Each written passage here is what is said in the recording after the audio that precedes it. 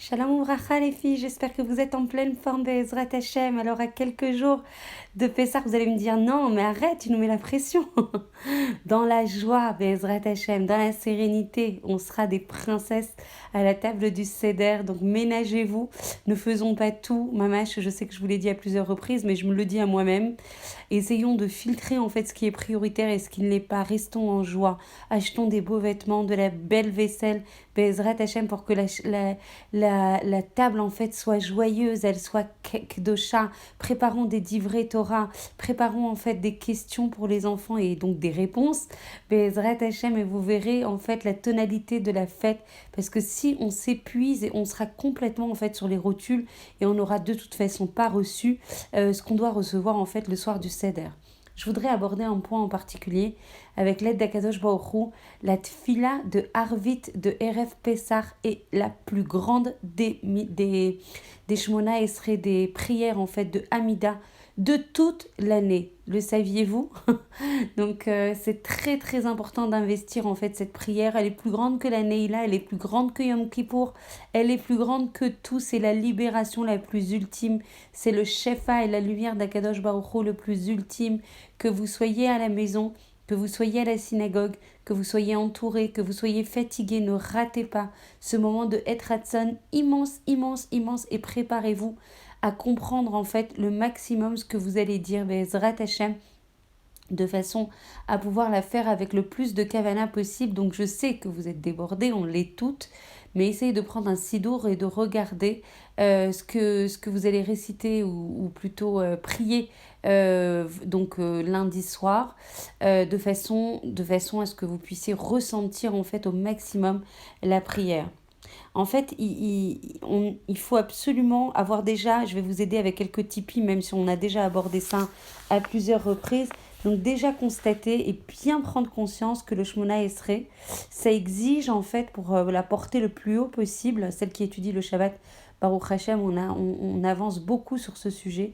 Comprendre Baruch Hashem, comprendre qu'on est devant, on a une perception extrêmement sensible, extrêmement pointue, qu'on est face au roi, le roi des rois, le Melech HaOlam, Melech Malchei HaMelachim. On est devant le roi. Et Erev Pessah, il faut travailler le premier point sur cette conscience la plus aiguë, la plus pointue possible, la plus sensible, qu'on est face à Akadosh Baruch Hu, et que tous ces mots qu'on va donner, qu'on va supplier à Akadosh Baruch Hu comme un pauvre à la porte en fait de quelqu'un qui doit lui donner ce dont il a besoin, absolument comprendre que tous ces mots, chaque intonation, chaque lettre en fait va être apportée, va être donnée, va être reçue par Akadosh Baruch Hu.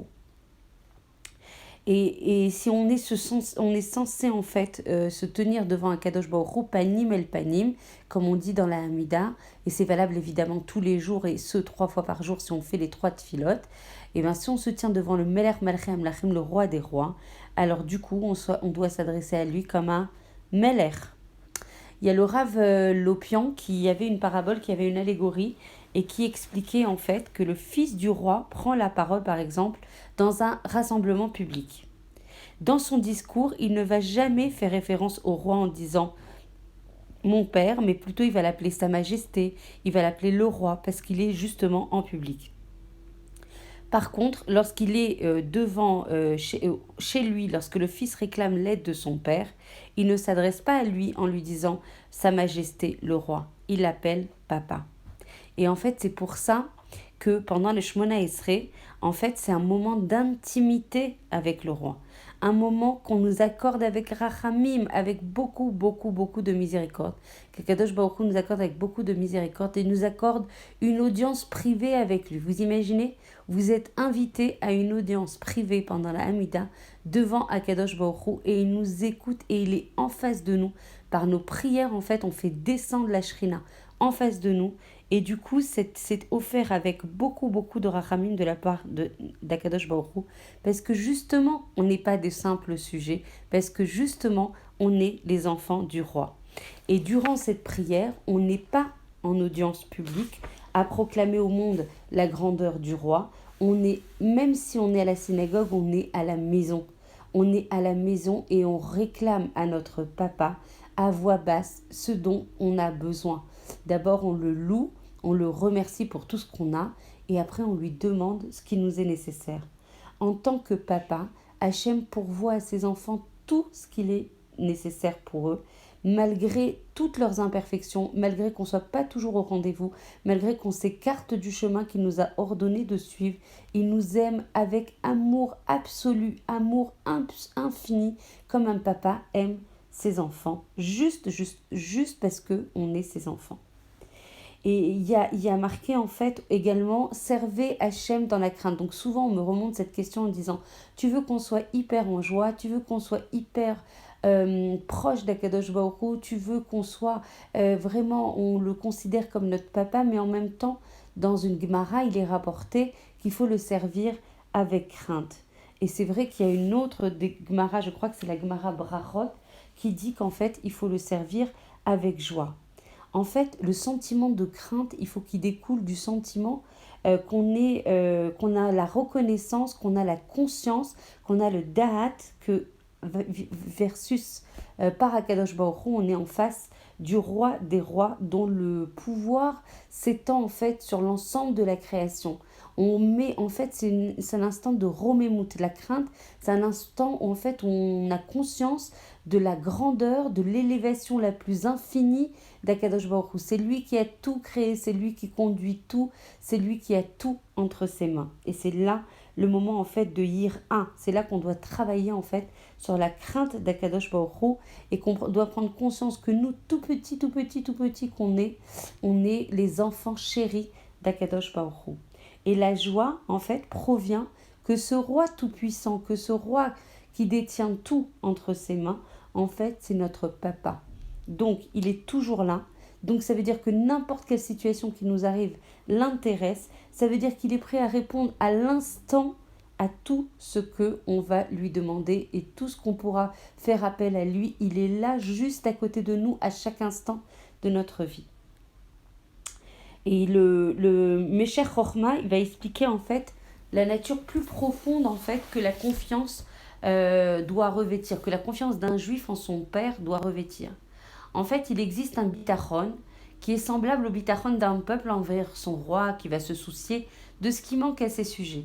Et il existe en fait un bitachon beaucoup plus naturel, comme celui d'une épouse qui a confiance en le fait que son mari veillera à satisfaire ses besoins. Et en fait, il y a un bitachon encore plus fort, et vous le connaissez, c'est le bitachon du fils envers son papa, du roi qui va s'inquiéter pour lui, de la relation hyper personnelle qui existe en fait entre le fils et son père, et le père qui fera tout de façon à satisfaire les besoins de son fils. En fait, tout ça, c'est applicable à Akadosh Baruch Hu. Hu Malkenu, il est notre roi. Hu Moshienu, il est notre sauveur. Donc quand on va se présenter l'aile Pessah, donc le Erev de Pessah, l'aile Seder, devant Akadosh Baruch Hu, en prière, avec un sentiment de dépendance complet, ainsi que le dit le roi David, Gam Kieler Begetzalmavet Loira, Loirara Kiata, il m'a dit, même si je marche dans la vallée obscure par la mort, je ne craindrai aucun mal car tu es avec moi. Et en fait, le Rav Zalman Melzer va expliquer en fait ce Teilim en parlant de cette situation où on doit ressentir en fait la proximité la plus complète et la confiance la plus complète avec Akadosh Baruch Hu, et notamment Erev Pessah.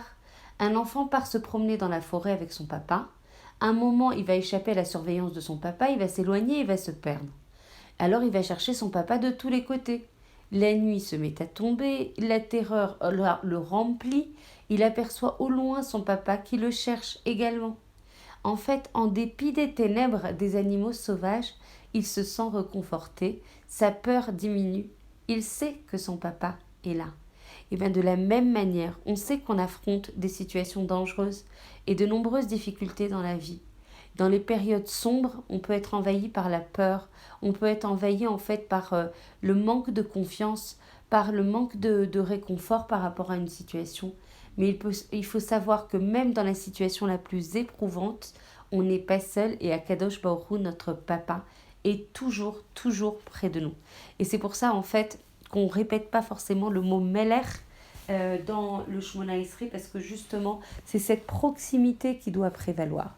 Donc voilà, je vous engage, c'était vraiment quelques conseils Be'ezrat Hashem pour vivre la prière en fait du Shmona Esrei, donc de Arvit, de Pessah, de manière la plus investie possible, la plus proche possible, la plus amoureuse possible d'Akadosh Baruch Hu. C'est un moment immense, immense qu'il ne faut rater sous aucun prétexte. Donc ménagez-vous, s'il faut faire moins de ménage, vendre, faites le strict nécessaire au niveau de la cuisine, des placards, etc. de façon à ce que vous puissiez être reposé, de façon à ce que vous puissiez profiter, de façon à ce que vous puissiez recevoir en fait toutes les brachot, toute la lumière, toute la libération, la liberté, la Géoula qu'Akadosh Baruch Hu veut nous envoyer en ce RF Pessah.